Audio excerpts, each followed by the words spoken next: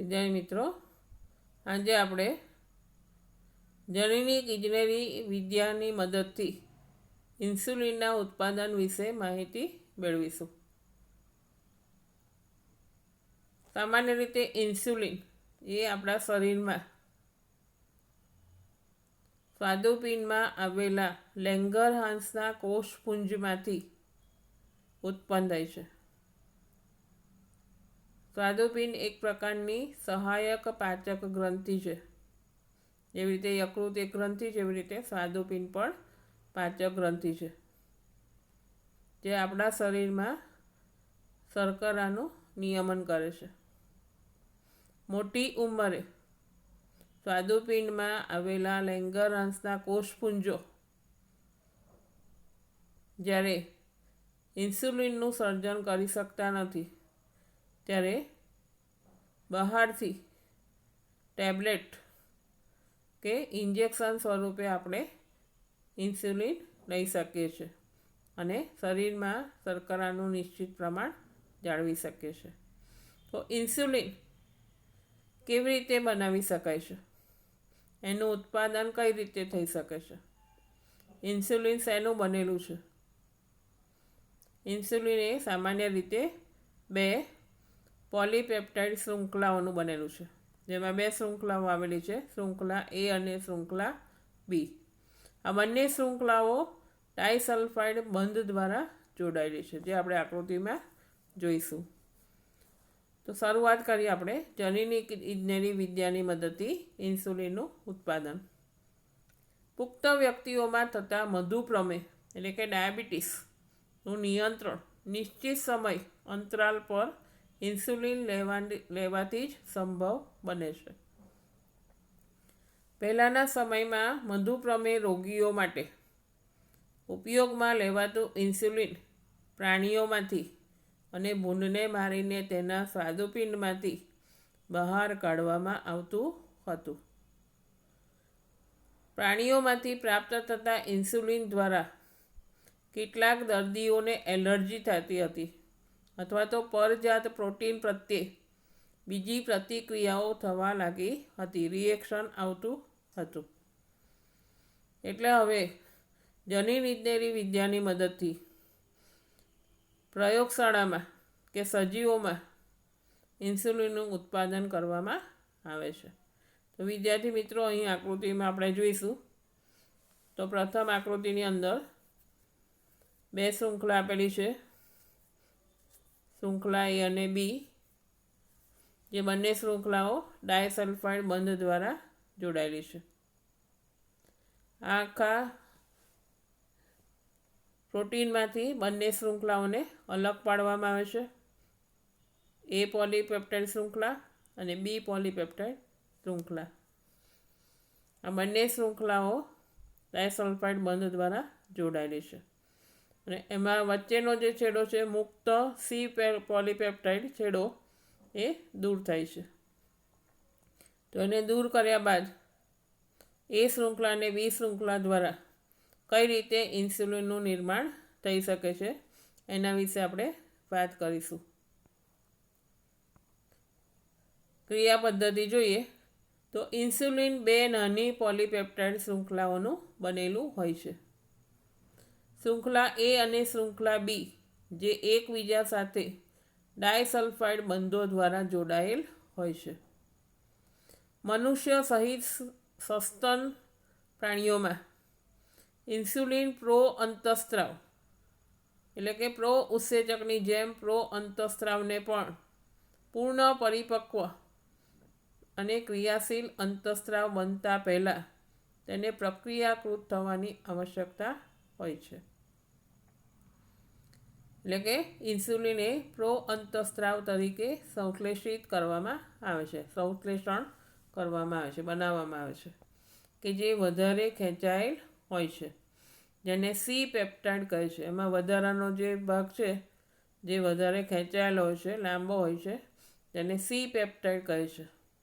આ C peptide પરિપક્વ ઇન્સ્યુલિનમાં હોતો નથી. C પેપ્ટાઇડ ઇન્સ્યુલિનની પરિપક્વતા દરમિયાન દૂર થઈ જાય છે.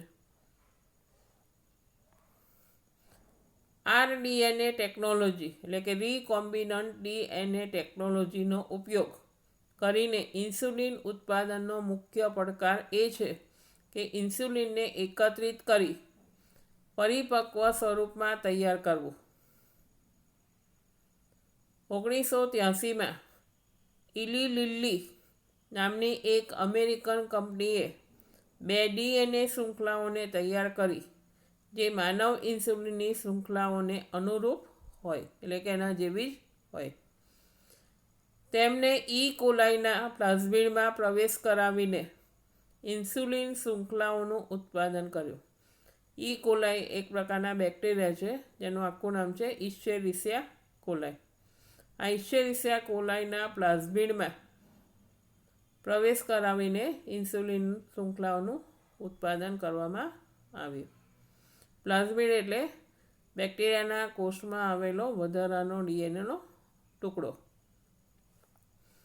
આ અલગ અલગ ઉત્પાદન કરાવેલ શૃંખલા એ અને શૃંખલા બીને બહાર કાઢીને ડાયસલ્ફાઇડ બંધ બનાવીને એકબીજા સાથે જોડીને માનવ ઇન્સ્યુલિનનું ઉત્પાદન કર્યું.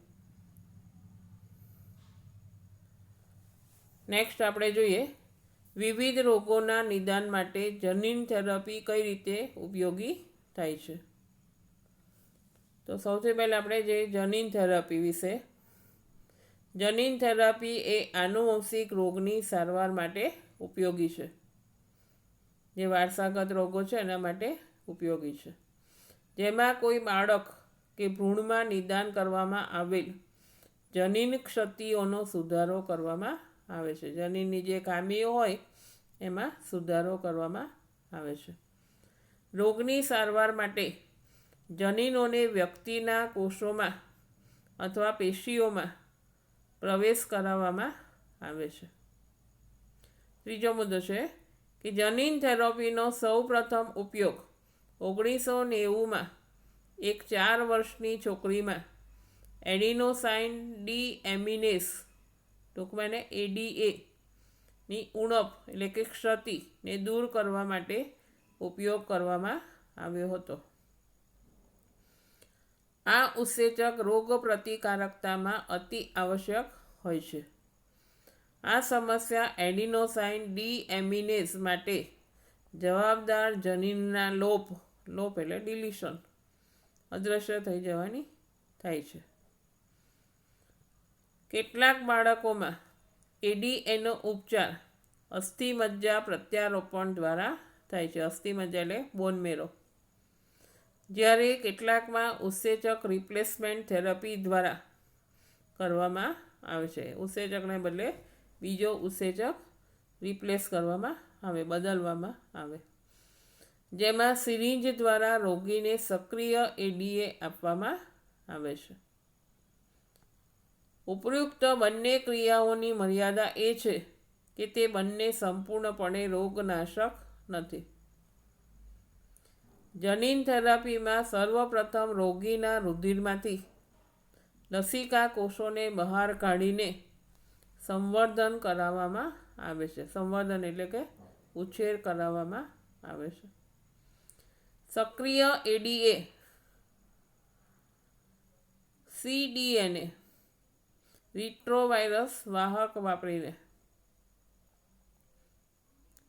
સક્રિય ADA cDNA નો લસિકા કોષોમાં પ્રવેશ કરાવવામાં આવે છે કે જેને અંતમાં દર્દીના શરીરમાં પુનઃ દાખલ કરવામાં આવે છે. ફરીથી દાખલ કરવામાં આવે છે. આમ છતાં આ કોષો અમર હોતા નથી. એનું વિઘટન થાય છે. માટે જીનેટિકલી એન્જિનિયર્ડ લસિકા કોષોને સમયાંતરે દર્દીના શરીરમાં દાખલ કરવાની જરૂર પડે છે. સમયાંતરે લસિકા કોષોને વારંવાર બદલવાની જરૂર પડે છે. જૂના કાઢી અને નવા કોષો દાખલ કરવામાં આવે છે. આમ છતાં મજ્જાકીય કોષોમાંથી અલગ કરવામાં આવેલ ADA ઉત્પન્ન કરતા જનીનનો પ્રારંભિક ભ્રૂણીય અવસ્થાના કોષોમાં પ્રવેશ કરાવવામાં આવે તો તેનો કાયમી ઉપચાર શક્ય બને છે. Thank you.